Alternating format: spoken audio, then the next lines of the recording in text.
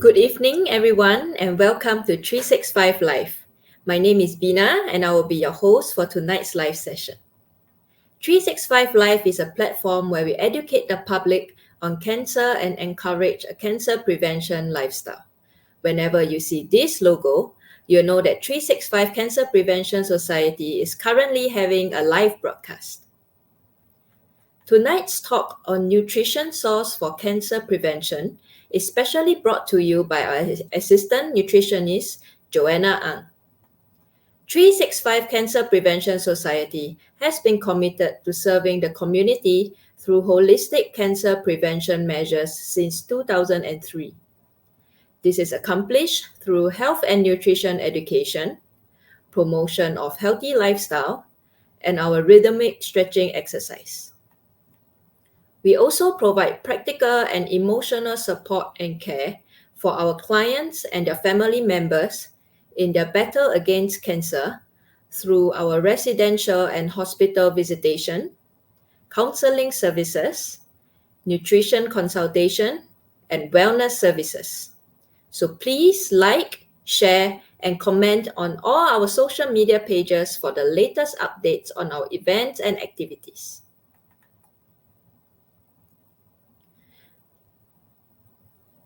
"365 CPS has been championing early detection. That is why we have introduced a series of screening campaigns that empower individuals to proactively take steps towards early detection and a healthier future. We have launched a fatty liver screening campaign for the community in need. If you own a blue or orange CHAS card, are aged 50 to 75 years old, fulfill at least 2 out of the 3 secondary criteria, and are not already diagnosed with existing liver conditions, please scan the QR code that you see on the screen to register for the screening today. You may also check out our website for more information on the fatty liver screening campaign. Are You at Risk is a lung cancer screening campaign that we have launched to encourage smokers, ex-smokers, or individuals with a family history of lung cancer to get tested. Early detection is crucial. This campaign aims to increase awareness about the importance of regular screenings and to provide accessible testing options. Don't wait for symptoms to appear. Take control of your health. You can learn more about the campaign and eligibility criteria on our website. Early detection is crucial. However, not everyone has access to these essential screenings due to financial constraints. Help us bridge this gap. If you are keen to support these initiatives and fund screenings, feel free to take out your phones and scan the QR code to donate and support our sponsored screening campaigns. I'll give you a few moments to do so. Please donate generously, as your donation will go a long way in giving someone in need a chance for early detection.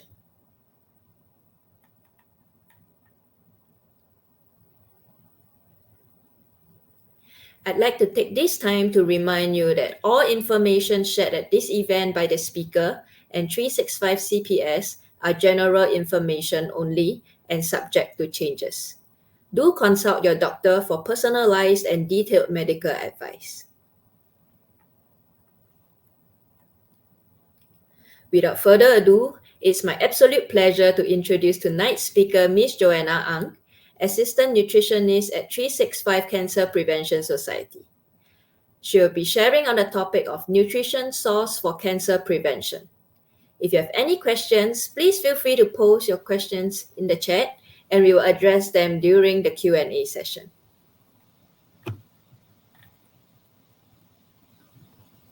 Hi, Joanna. Thank you very much for joining us tonight to share your knowledge with everyone here. I'm sure our audience in front of the other screens are as interested as me in learning more about the role of nutrition in cancer prevention. So let me hand over the time now to you, Joanna. Joanna, please.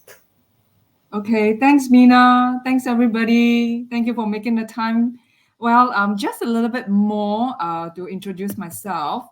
Okay, my name is Joanna, of course, you know now. I'm a registered nutritionist with Singapore Nutrition and Dietetics Association, and I specialize in geriatric nutrition. So the things I do in 365 CPS is, of course, to conduct talks like health talks, cooking demonstration, and also in menu planning for our social service centers. So without holding you much more, let me just pull up my slides and then we go into today's topic. Okay, give me a moment.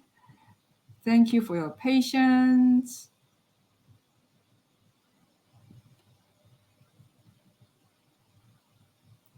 All right. There you go. That's me. Okay. So before I go into today's topic, I would like to do a quick introduction to Nutrition and Dietetics Department.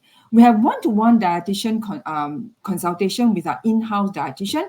We frequently organize nutritional talks, workshops, cooking demonstrations.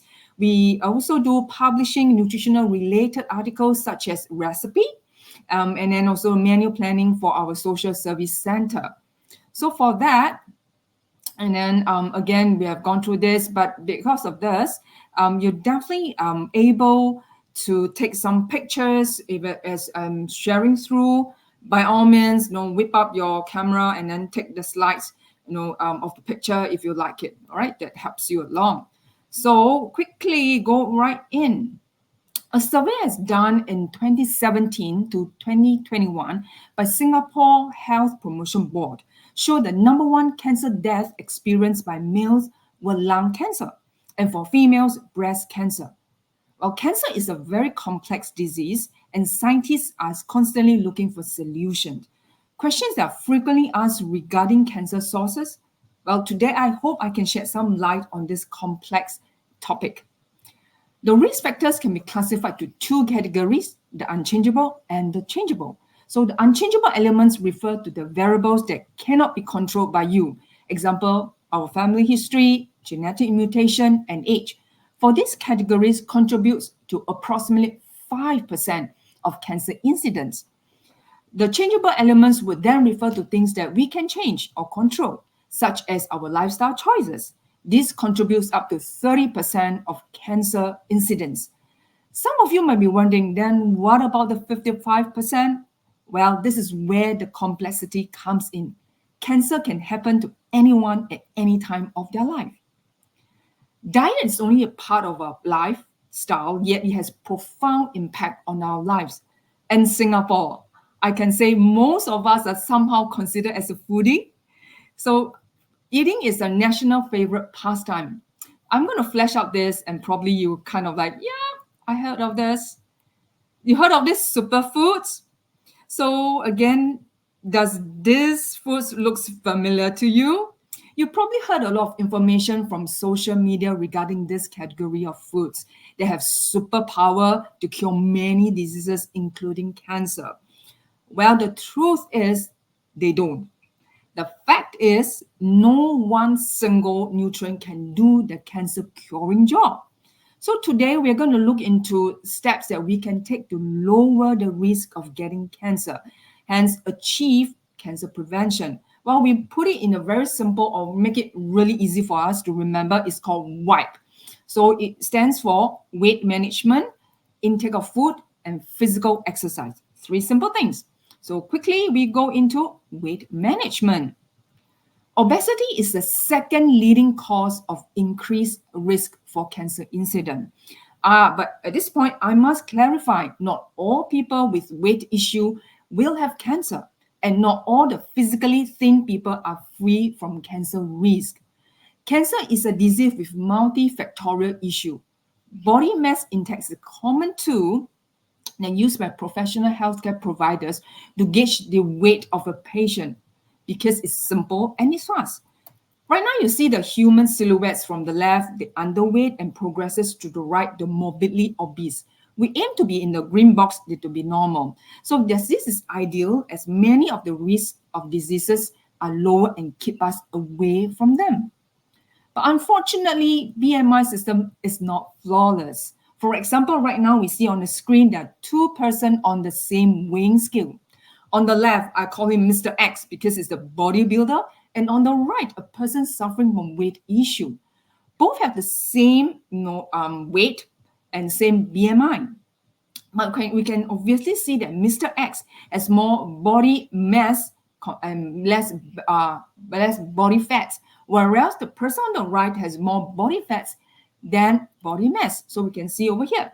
And then that's why BMI can be quite misleading.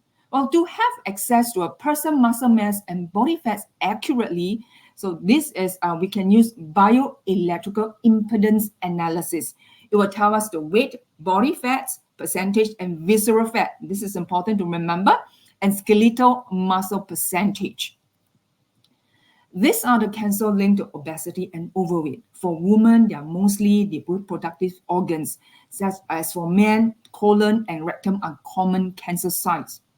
So now, how do we tackle this problem? How do we do that? The approach is to have energy deficit, and that is to have output energy higher than the intake. That means we use up more calories plus eating lesser food, which means lesser intake of calories. I'm going to use My Healthy Plate as our guide. This initiative was by Health Promotion Board. It's quarter, half concept. Fill your plate with half of vegetables and fruits, a quarter with rice and noodles, and quarter with meats. So these are some of the examples. I want to bring your attention to the one on the top, the green box. If by switching out your brown rice, even though it's really healthy, from half to down to a quarter, you have successfully reduced 200 calories. So the thing is, next one we want to look into is the fat intake. How do we control our fat intake? Again, you probably had your dinner already, but this is some of the dishes that our people love to have. Unfortunately, they contain very high amounts of fats, sugar, and salt. When you consume them in large amounts, it can lead to excess body weight, hence increase your risk of cancer. Studies show that when body has excess saturated fats, it can trigger adipose, which is a fat tissue inflammation.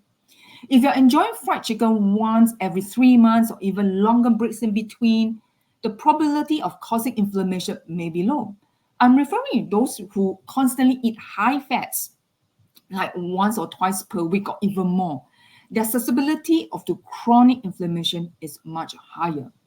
In turn, chronic inflammation can cause increase in cell mutation, hence leading to cancer. There are some tips I want to give to you to control your fat intake, such as limiting gravy and sauce intake. Choose soupy dishes, non-fried ones would be very ideal. Even when you're having soup noodles, try not to finish the entire soup because it contains actually quite high amount of salt. Another way is to limit cream by selecting a clear-based soup instead of a cream soup. And then this is the one that one of my favorite things to do is to cook at home. The cooking methods, such as boiling, steaming, stir-frying soup are good at limiting oil intake. You can control the amount of oil to be added to your dish when you cook at home. There are some comments regarding microwave. According to the studies, the radio wave used in the microwave machines are low and do not harm the human body after consuming the food. But again, if you're uncomfortable, you can always forgo that.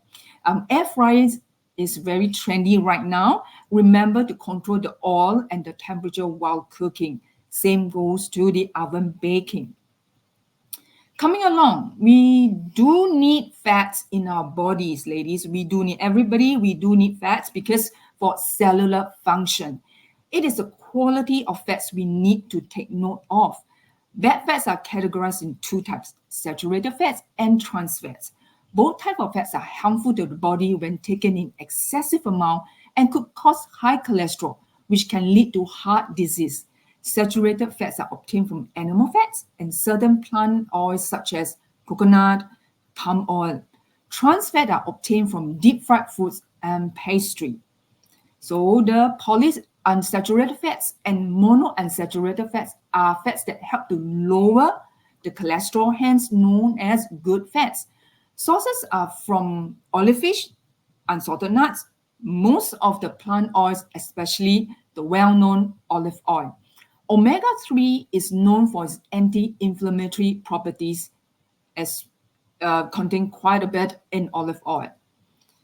So there are so many types of oil. When you step into into NTUC or supermarket, it can be very overwhelming when it comes to choose. So to make it simple for all of us, this is the suggestion inside that purple box that you can choose freely. The olive oil, for being healthy, all of us love that. It's actually good for stir frying. Exposed to high heat can burn the oil and change the oil properties, may lead to cancer causing. Then if let's say you're thinking that, Joanna, what about, does it mean that forever I can't have deep fried things? And once a while I do it for my family, for my grandchildren. Of course you can. You can use like the palm oil, the vegetable oils that are there, because the burn point, the smoking point is much higher and much more suitable for that. Okay, so don't worry. And then the other one, I can that type of oil I'm using is olive oil, and for rice, bran oil is one of those that is really good. I'm using these two type of oils for my cooking.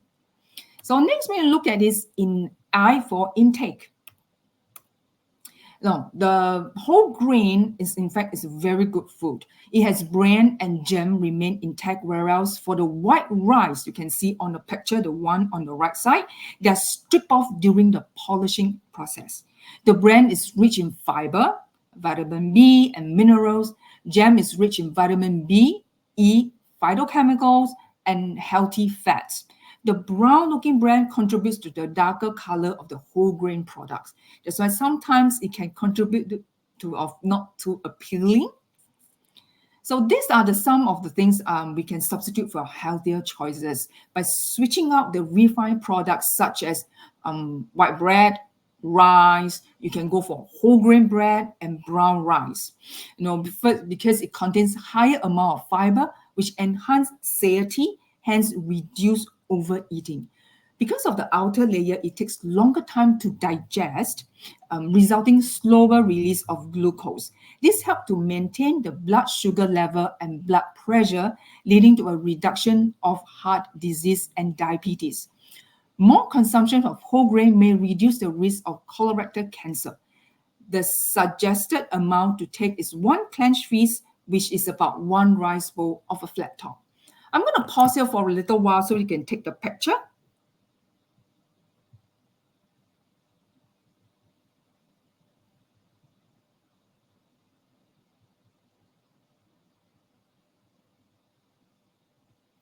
All right, let's continue. This is some of the things you can have. Great, thank you. And these are some of the options we can have while you're eating out, because more and more hawkers, they are more willing to provide healthier version. Just for clarification, the wonton noodles you see on the screen, the noodles are use of whole grain. Okay, now the burnt food, this is something that we need to be mindful of. Because burnt food release acrylamide, a substance that may cause cancer. According to World Health Organization, is classified as group 2A carcinogen, which means it's probable causing cancer and needs further studies on how it affects on human bodies. The oven-baked and deep-fried starchy food should avoid cooking to dark brown, such as potatoes, bread. Aim for the light golden yellow and light brown. That will be much more ideal. Carry on. This is the one that I would like to show you. There are group 1 to group 4. So group 1 is carcinogenic to human, which means with proven evidence. Then from group 4, which means it's probably not carcinogenic, which means it doesn't cause cancer yet. They have not found any evidence. So a lot of food that we take, we have to be likely, this is more for information. Not to worry. I'm going to pause it for a while. If you like, you can take a picture of it just for your information. Okay, let's move on. Okay, there are 2 types of proteins that we should consume in moderation or best avoid. According to research, red meat may cause colorectal cancer. On the other hand, they are a good source of iron and ideal for those who are suffering from anemia. The suggestion is to have red meats not more than 3 to 4 times per meal per week. Red meats are those that have animals that have 4 legs. Ducks and goose are birds, two-legged, so they are not considered as red meat, even though they seems like the meats are darker compared to chicken and fish. Whereas processed meat are the ones that we should avoid. They contain high levels of salts and nitrates, which can contribute to heart diseases and cancer. In 2015, the World Health Organization officially classified ham, bacon, and sausage as Group 1, cancer-causing. If you still like to have some, my suggestion is take as little as you can. All right? These are the good protein sources. Important criteria are they have to be lean, skinless, and low fat. You can opt for chicken breast and lean cuts. Fish and seafood are good sources. Low fat dairy, egg, soy products, and beans. Legumes, they are fantastic sources of protein too. Barbecue meats are popular dishes. In high temperature, HCA and PAH are formed in open flame meats. According to WHO, these chemicals classified as probable carcinogenic. HCA is formed when the meats are cooked in open flame fire. PAH form in when the fats and juices drip onto the fire, causing flame and smoke. So when the smoke rises, the particle landed on the meat, and that's why when you eat, problems start coming. So from Group 2A, this is probable carcinogenic to human beings. All right, methods of reducing HCA and PAH. Avoid cooking in open flame, too long cooking time with high temperature, frequent turning of meats to avoid burning, remove charred parts before consumption, avoid using meat drippings for gravy. So these are some of the things that next time when you're eating, just be mindful of. If you can apply it, it will help you a lot for your body. All right, vegetables and fruits are rich in antioxidants, vitamins, and minerals. Good source of fiber, hence preventing constipation. Regular consumption can benefit your heart health, protect against stroke, and reduce the risk of cancers too. You can use your clenched fist as a guide. One fist is equivalent to one serve. So it's 2 clenched fists for vegetables and 2 clenched fists for fruits. Now, each day, for fruits-wise, you limit to 2 servings, whereas for vegetable, if you like, you can have 3 or 4 if you can. Okay. And then when you eat outside, remember to eat a rainbow. Choose different type of vegetables. You don't stick to just green itself or white itself. Do a range of it. It helps your body a lot. Okay, and then for snacks, these are the choices that I would like you can consider for next time you feel that you want a little bit of munchy stuff. Okay, always goes for the frozen. The preserved vegetables contain very high levels of nitrates, salts, and preservative. Avoid as much as you can. So one of the common questions I've been asked whether frozen vegetables are good because it's compared to fresh produce. Well, they are good because they are snap froze. The nutrients are retained and snap locked inside. The frozen vegetables are ideal for smaller cooking sizes, especially for those who cook for 1 or 2 packs, and then for those that have very little time to do grocery shopping. So for me, my favorite is the mixed vegetables, the one that you've seen over there. Is constant staple inside my freezer. So whenever I ran out of ingredients, I'll just pull that out and then I just cook with the whatever ingredients I have in my fridge. So for fruit juice, the one you see over there, it is good, but remember to choose those that without added sugar. Drink 1 small glass per time and limit consumption, as because fruit juice, you tend to drink it really fast compared to a fruit by itself. So be mindful of how much you drink per day. So fast food have been categorized as bad food. We all know that it doesn't really help our body, yet popular among the young people. And then the thing is, what is ultra processed product? For example, chicken nuggets, crab sticks, which contain no crab. How about plant-based burger? You'll be thinking, I would like to have that. Is it good? Is it considered, even though it's organic? So well set to burst some of your concept of having it as a very good one, that it is actually under ultra processed food. Consuming in high quantities can lead to weight gain and thereby increase the risk of cancer. Then next time I would suggest to you probably you have some plain cornflakes, unflavored nuts or unsalted nuts, maximum 1 handful per day, and then freeze dried nut fruits, but be mindful of the oil and sugar content. Well, these are some of the fast food you can create at home. So it's actually a wholemeal bun with a whole fillet of fish fillet in oak crusted. And you can sweet potato fries, you can do it air fry, as it can be very, very healthy for that. So now we talk about beverage. Maximum sugar intake suggested by the Health Promotion Board is 50 grams, that is about 10 teaspoons. But we found out that for average Singaporean, we take about 56 grams, which exceeded the daily limit. Fruits such as desserts, cookies, sweet pastries, sweet drinks, they in fact contain very high amount of sugar. Shockingly, 52% of our sugar intake comes from the sweetened beverage, like the bubble tea that is going crazy in Singapore. So now we're going to take a look on how sugar impacts our health in simple terms. So when we take high amount of sugar, the body converts them into energy. Excess energy is stored in the body, which translates later into weight gain, then leads to overweight, which can increase the risk of cancer. On body metabolism, which is the one that underneath, is a high intake of sugar leads to high blood pressure, which triggers excessive insulin production, try to use up the sugar.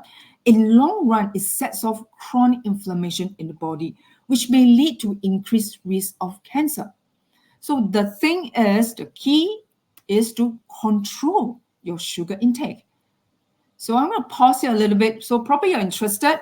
While I'm going to catch a sip of water, you might want to take a picture of this. Thank you for your patience. Let's move on. So for Coca-Cola, you might probably thinking how much sugar they'll be having. So have a quick guess. I'm going to pause about 2 seconds. Right. The answer is 7 teaspoons of sugar of one standard Coca-Cola. And then what about local? You were thinking, no, Joanna, I don't like cold drinks. I like hot drinks. What about that? This is standard coffee with condensed milk. So guess about how much sugar is contained inside this cup of coffee. The thing is 4 teaspoons of sugar. That's 20 grams. So when you talk about bubble teas, it has about 8 teaspoons. Starbucks iced matcha latte, it contains about 7 teaspoons also. So for this, be mindful of it. So instead of having a standard coffee, you probably have kopi. See? So that is actually using evaporated milk. And that one will actually reduce the sugar level down to 1 teaspoon. So another health promotion board initiative by Healthier Eating, NutriGrade is the latest for scoring the sweetness of beverage. For example, A represents beverage like black coffee, which would be our kopi o kosong. B would be like teh siew thai, and then D is the full strength of the sweetness. Sugar alternatives you can have, just take note, be mindful, excessive consumption may lead to diarrhea. Okay, the best choice for adding sweetness to your dishes is incorporate natural ingredients such as onions, carrots, water chestnuts. So these are the things I love to use, especially carrots and sweet corn, because when I cook soup, it is so much tastier. So alcohol, we're going to touch a little bit on the alcohol consumption because it actually shows connection to cancer. For women, maximum 1 drink per day. For men, not more than 2 drinks per day. So you're thinking, in that case, Joanna, can I save on my entire week's quota? So which means I can have 7, for men with more than that, right? Like about 14. Well, the answer is no. It's still 1 or 2 drinks per day. So binge drinking is not encouraged. So for cancer prevention, best is not to drink alcohol. So going on, we're going to take a look on physical exercise. So it's always good to do some light exercise. Start it slow to make it sustainable. Physical exercise actually show protective effects on colorectal cancer and may protect against breast and endometrium cancer too. Physical exercise can also help to release tension and improve stress management. So these are some of the suggestions, to hopefully can trigger and inspire you to start on, your 10,000 steps or like climb up the flight of steps. So we're suggesting to have about 150 minutes per week of moderate intensity, and then aim to have about 75 minutes of vigorous intensity, which means a minute of exercise, you're unable to talk and sing. So finally, for this minimum 2 times, aim for 2 times of resistant training to build up your muscle and reduce the fats in the body. So these are some of the exercises that are really good. If you like, can take some picture, hopefully can inspire you to, grab some resistant band and start working out. Great. And then coming along. So we want to touch a little bit on the smoking. So this is statistics showing that high probability of getting cancer for people who smoke. The cancer occurrence is not just within the lungs, but it metastasizes throughout the body. So now the thing is, if you stop smoking cigarettes for 5 years, cancer occurrence is down by 50%. If you stop for 10 years, the chance of dying from lung cancer is down by half. So the thing is, now I'm almost at the end already. Thank you for sticking with me. In conclusion, let's recap on what we have learned. 3 simple things: the weight management, intake of food and types of food, and physical exercise. Having a healthy weight is half a battle one. Eating wholesome foods fuels your body in the right way and stay active to keep your body working well. Right? So the thing is, this is confirmed the last slide, it's never too late to be healthy. It's never too late to make changes. It's never too late to start now. So all this hopefully can inspire you to do more and then to do well to your body. Okay? Thank you very much for your attention. And right now, I want to bring back Veena to come on to do our Q&A. Veena, Thanks, are you back Joanna. there? Yes, I am. Thank you.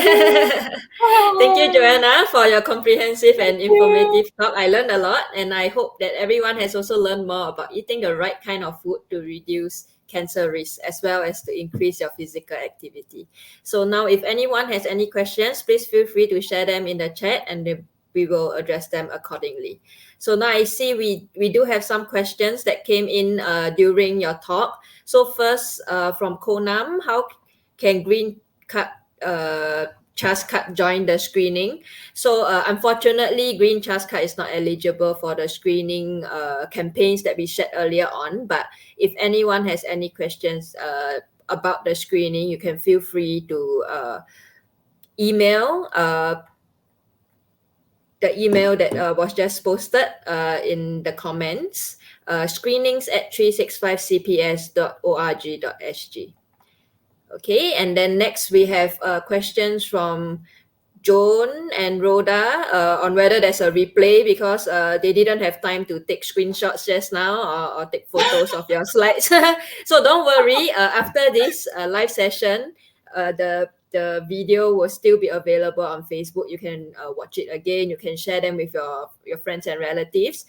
They will also be uploaded on our YouTube channel. So totally not missing out on anything. And now we have a question from Jenny. Can cancer patients take bird nest?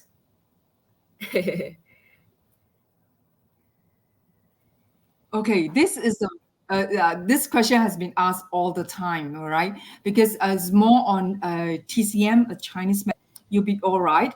But the thing is, from Western side, we don't don't restrict on that. Yeah, so for that, we don't really restrict that you can't take bird nest. But if you're uncomfortable doing that, you can don't do it because, as I mentioned, it's TCM probably. So if you like to have, just be mindful of the sugar content that you have inside. Yeah, I hope I answered the questions. If you like bird nest. Yes, nice. Thanks, Joanna. Okay. And then we have another question from Michelle. May I check if that means Tori Q, the food joint, is not advisable? So I think Tori Q is the one with the open flame grilling of meats. Yeah. So how is it not advisable to Okay. eat? Right. As I mentioned, I don't want you to feel deprived too. It's just that don't take it so often. So instead of like weekly event or like daily event, if you can stretch it a little bit far, like probably once a month, or if you're you mean in overall your health is good, I don't want to restrict you on that. Okay. But if let's say your health is on kind of like in borderline, you're not doing too well, not just because of cancer, but because there are other issues that come along with it, then I would suggest that you cut that down as little as possible. Because when she mentioned about the open flame, when I mentioned about open flame food, it kind of like covers all of them. So yeah, and not so advisable if let's say you're not feeling too well. I guess in general, just eat in moderation. Exactly. Yeah, for health, but also not like totally ban yourself Yeah. from eating, If right? not, you feel so deprived. Mm. Okay, we have a question from Sisi. Can non-smokers get lung cancer? It's not Possible. exactly related to nutrition, but also Yeah. related, sort of Yes. Right. to whatever There you are shared earlier cases. on, right? Sure. Totally understand because probably there are people around her that they are suffering from lung cancer. So there are cases. In fact, the numbers are going up for people that are non-smokers because likely due to the second-hand or third-hand smoke, or because of the environment they worked in, there are a lot of toxic vapors that they did not even realize. So please take good care of yourself. If let's say you're feeling uncomfortable, go for screening. We have the screening right now. That are you at risk? So if you're able to go for a screen, then please take some time, do a little bit more self-care, go for the screen. I hope I Thanks, answered that. Joanna. Yes. And another question from Maverick. So, how does obesity cause an increase in cancer risk? Okay, that was back to my slides already. So for that one, because the body is the chronic inflammation that comes with it. So meaning that for the body is constantly being attacked by because the cell mutates and then it goes up and up and then it comes up to the point whereby it can the cell's mutation go rogue. I would say use the word rogue. It mutates so bad that cancer cells start coming up. So it does. But again, as I mentioned, like not all people that suffering from weight issue will have cancer. So it's just that studies have shown that people are on the heavier side. They tend kind of like their risk are higher. So if you are on that range, I would suggest you quickly, take charge of your body weight, and then try to reduce it to reduce your chance.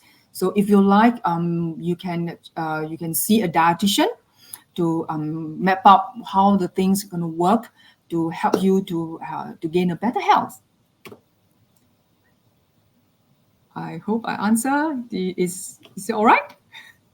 Yep. I guess so. And then if there are any follow-up questions, Yeah, if you we not can add on. Yeah, yes, on add on, chat. please do. Yes. So we have a question from Siule. I think similar to that bird nest question earlier on. This one is on chicken essence. So can we drink chicken essence daily? Is it okay? Chicken essence, I don't see anything wrong. It's just that because it's in small bottles, it depends because some of them they drank it, they feel better.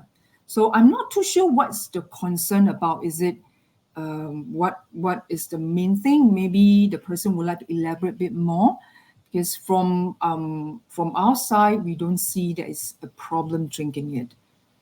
Yeah. Okay. So, but of course, if let's say you can boil chicken soup to replace the chicken essence, that'd be much better, because I'm always go for the fresh one. True. Cool.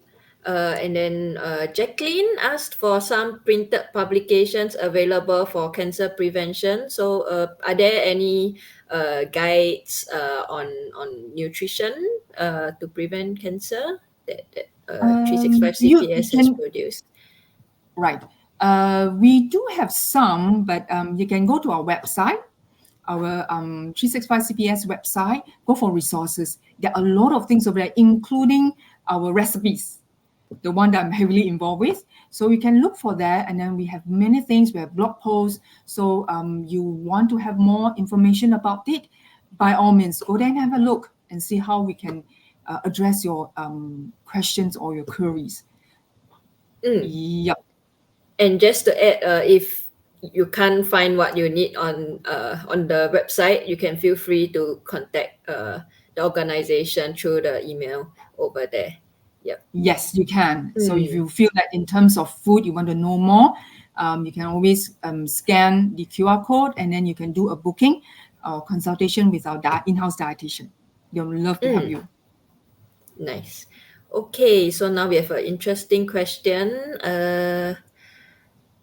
Also from Rhoda earlier, she asked like, what is the likely cause of throat cancer? So she knows someone who doesn't smoke and eats very healthily but still has throat cancer.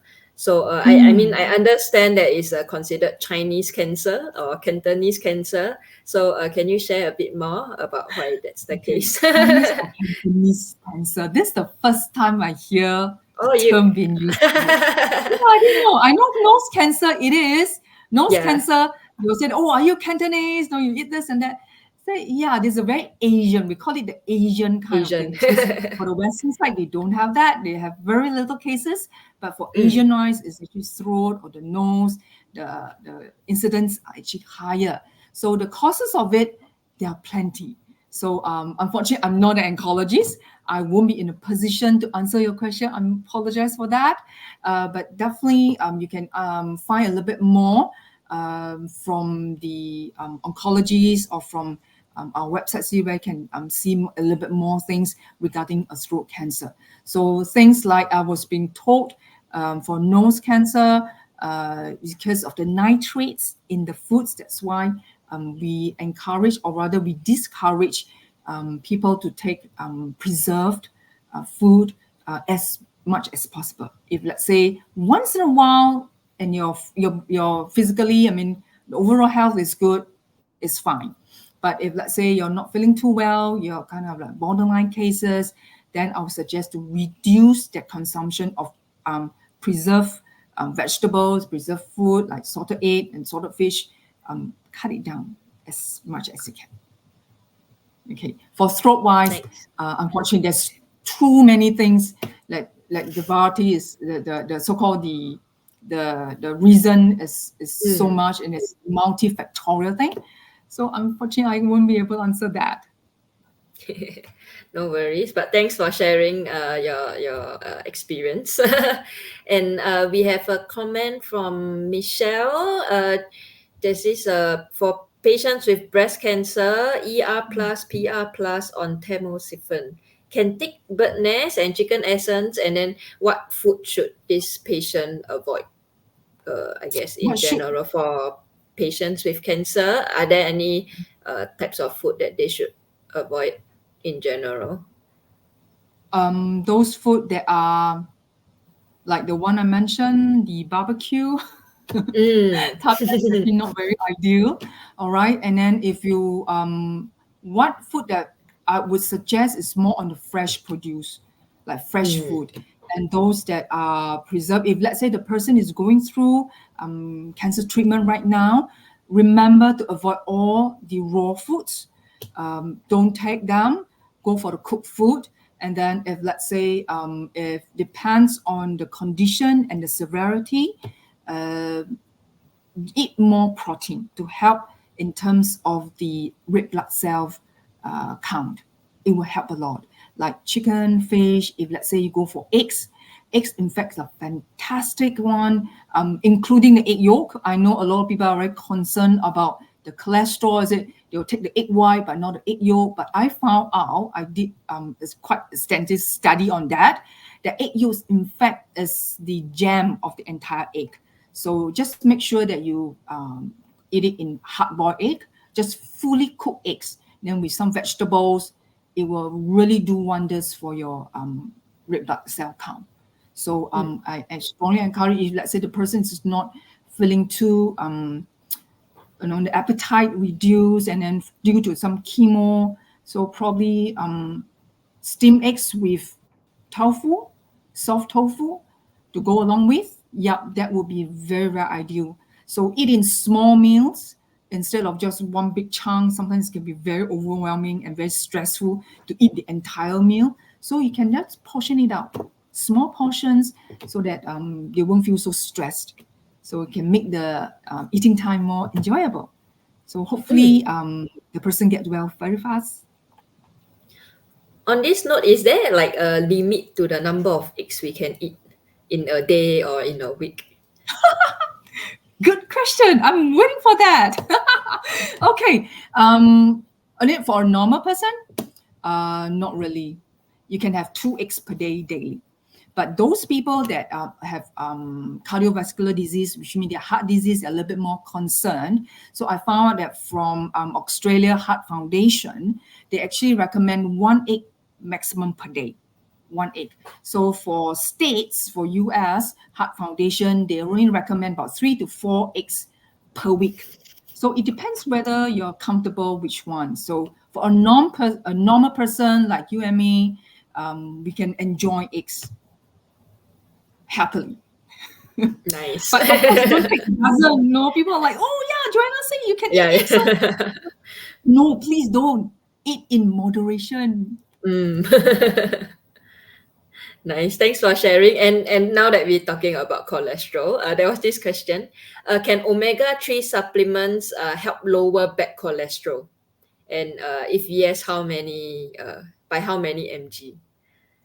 By how many? Okay, for that, because I'm not a pharmacist, so unfortunately, I'm not able to really answer that question. So for supplement-wise, you can have that one. I would recommend that you see either a dietitian or you see your GP for that, because in terms of the dosage, it can be quite tricky.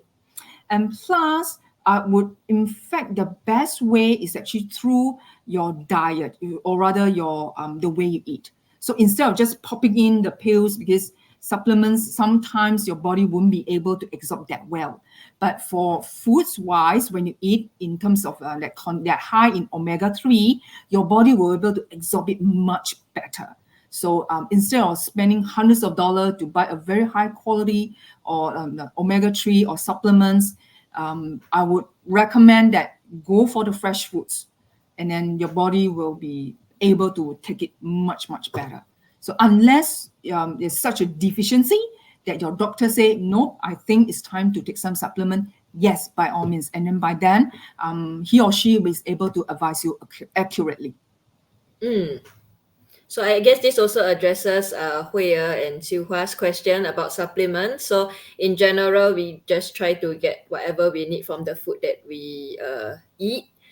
Based on Joanna's earlier slide, right? There was one on the half veggie and fruits, and 1/4 carbohydrates, and 1/4 fish and protein, or something like that. Exactly. I hope I remember. Well. Not bad, right? You got it right. Yeah, I was listening. You pay attention. Thank you. So anyone who thinks you need to eat any supplements, please do consult a doctor to be safe. But otherwise, I guess just eat healthily. Yes. And let me see. We have questions on drugs, so I'm not going to ask those because we don't have the answer to that over here. But maybe next time for another chat. Yeah, we are not pharmacists over here. Okay, this one. Interesting. Is having pork floss weekly with bread for breakfast considered too much? It maybe from BreadTalk, or Oh or maybe they buy and they no. make themselves. Okay, pork floss. Pork floss actually very high in sugar. So if you have it like once per week, I think it's like okay, fine. But you have it daily, then that is quite questionable because when the bun, in fact, they spread. I saw the way they made it. They spread very thickly, some mayo or some margarine, like the butter. They put it a lot. Then they top it up with a lot of pork floss. So that is quite. I won't recommend for that for daily. I think once a week is the maximum I will go for. Then if you can twice per month, yeah. If you're suffering from like diabetes or you have some medical condition, then that be if let's say you're healthy, you're fine, then once per week, I don't see anything wrong with that. Mm. So So again, that you won't feel deprived. yeah. I think just to you can eat once in a while just to Yeah, once in a overcome while. your cravings, right? But not like Yeah, every day. Yeah. correct. In And then Singapore, it's we have difficult not to eat. and we have like some follow-up comments on chicken Mm, essence and bird nest on like extraction from hormones and stuff. I guess in general, like what Joanna said, anything in moderation. And then if you are really concerned, then do speak with your doctor to see if it's really intervening with any treatments that right. you or your relatives are receiving, just to be very Yes, safe, right? correct. This person, Teresa. How about drinking just directly from like the tea bags and coffee bags? Is it good, healthy to drink just like pow directly in the water? I guess that's what she means. It is healthy if let's say there's no sugar, because some Mm, of those for tea definitely no sugar, but for mm, coffee there are those that coffee bags they put in some sugar, especially for local blend. They actually roast mm. it with sugar, so the Oh. sugar level might be quite high. So just watch out for that. If you let's say there are brands, they are selling that is kopi o kosong, so that is fine. I do enjoy that once in a while. Mm. So, I guess on this note, what about caffeine? Like, how does caffeine affect cancer risk? Since I mean, earlier on you mentioned like sugar, Okay. alcohol. Yeah. So, Right, mm, right. Caffeine. Okay. According to studies, but again, it's not very conclusive. Some say that sometimes they will say that caffeine is good, sometimes caffeine is bad. So as far as I read an article, it says that coffee, in fact, helps to reduce cancer, but it's not conclusive. So it's like, yeah, I was like, oh wow, because I'm a coffee drinker. I love coffee. So they say it's like that, but they need to drink a certain amount, like probably about 3 to 4 cups per day. But the thing is, sometimes by having that much of coffee, it might cause palpitation. That's a risk. So for your heart condition. So again, back to the same thing, everything in moderation. So for caffeine wise, it does not really, I mean, in terms of coffee, it's kind of like giving a green light, but for tea wise, more research need to be done. So I've yet to read some really good article or rather review articles about that. So I have to read more before I come back to you on this. but thanks for sharing. That's very interesting to know.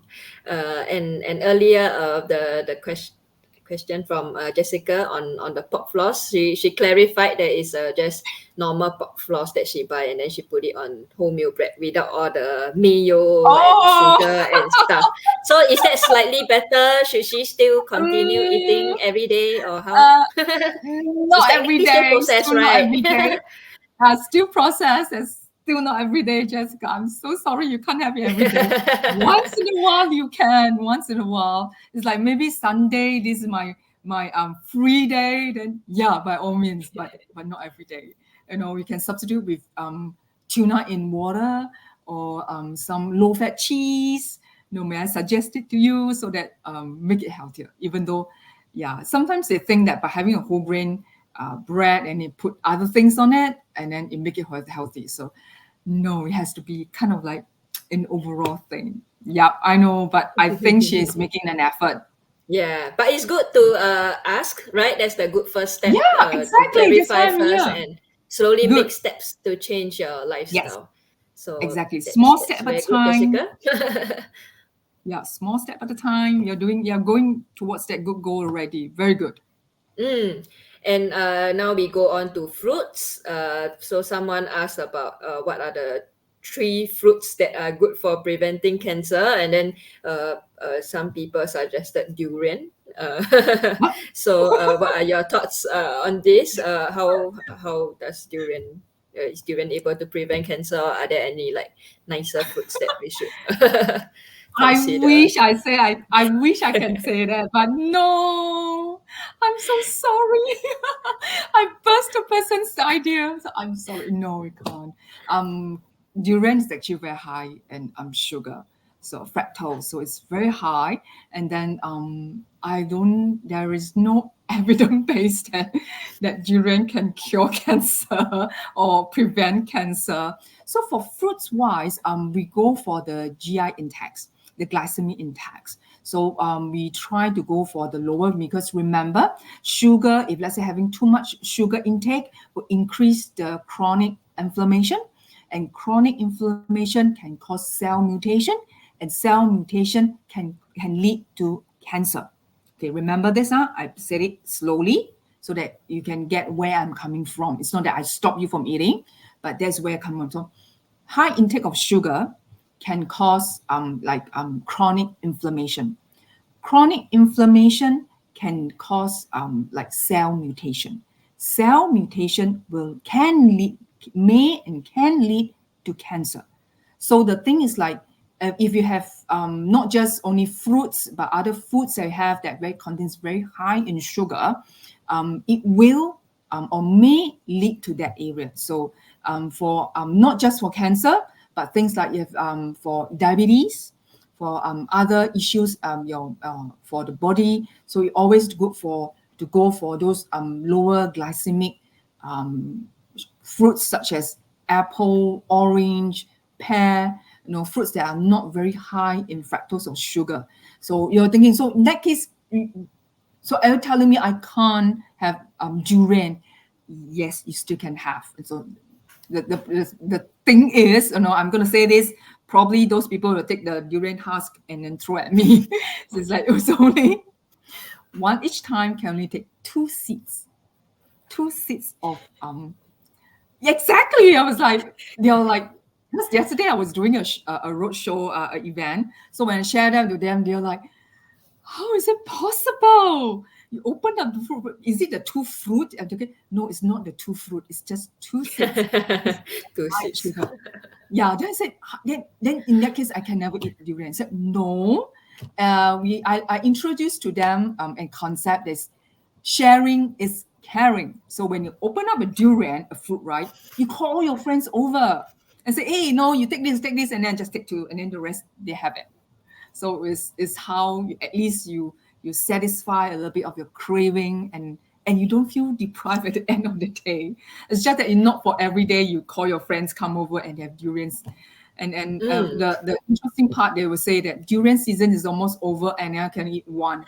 So yeah, one is more than enough. So sometimes you need to control a little bit for the betterment of your health.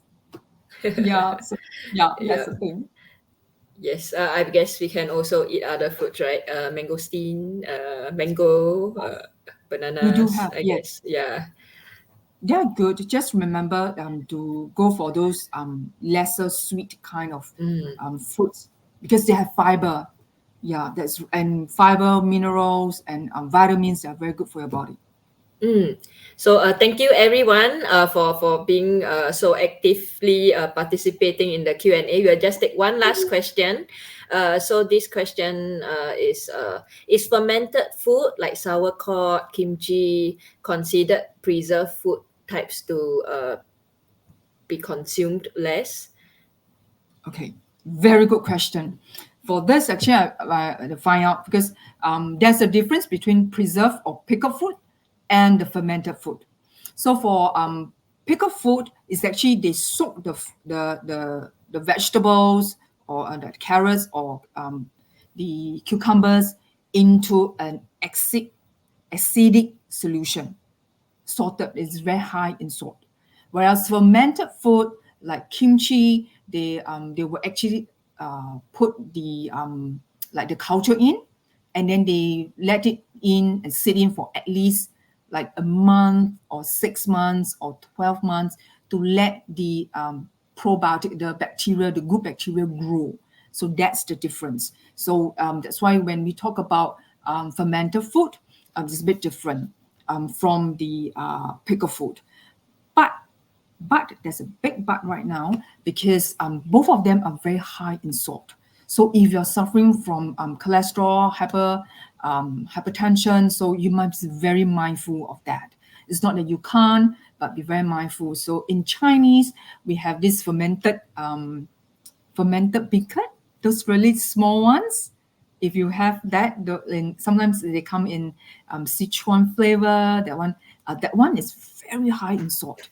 I used to love that, but because it's not good for health, I gave up on that. So fermented food you can have, but again, eat in moderation. Just because the probiotic, for probiotic, there are other ways and other means to get that in your body. So if you're not suffering from any of obvious medical condition, so yeah, you can, but again, moderation is the key. All right. Thank you. All right. Thank you, everyone, for your questions. And thank you, Joanna, for your presentation and for answering all the questions from everyone here tonight. I wish you a wonderful Saturday evening and Sunday ahead. So it's now time for Joanna to take her leave. And once again, thank you very much for sharing your professional insights.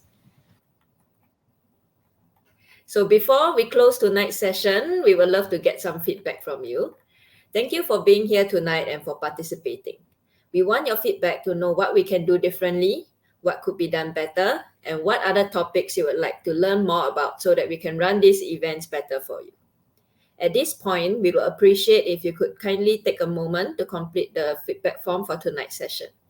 Please scan the QR code on the screen with your mobile device or click on the URL link in the comment section to give your feedback.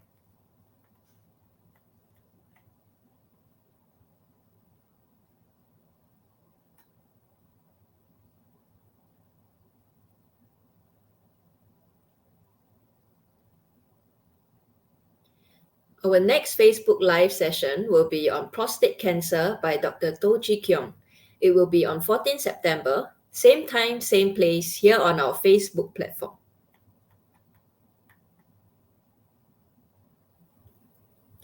(365 CPS has been championing early detection. That's why we have introduced a series of screening campaigns that empower individuals to proactively take steps towards early detection and a healthier future. We have launched a fatty liver screening campaign for the community in need.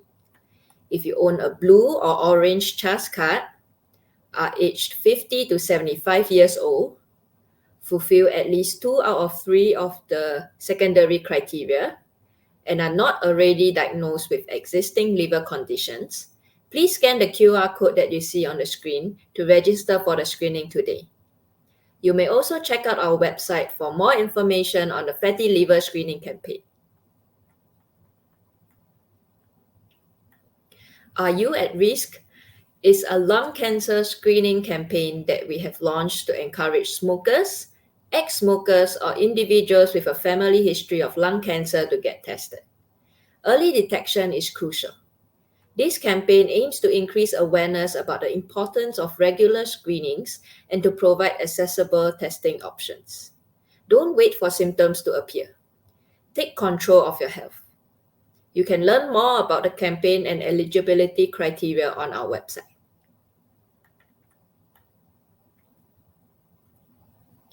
Early detection is crucial. However, not everyone has access to these essential screenings due to financial constraints. Please help us bridge this gap. If you are keen to support these initiatives and fund screenings, feel free to take out your phones and scan the QR code to donate and support our sponsored screening campaigns. I'll give you a few moments to do so. Please donate generously, as your donation will go a long way in giving someone in need a chance for early detection.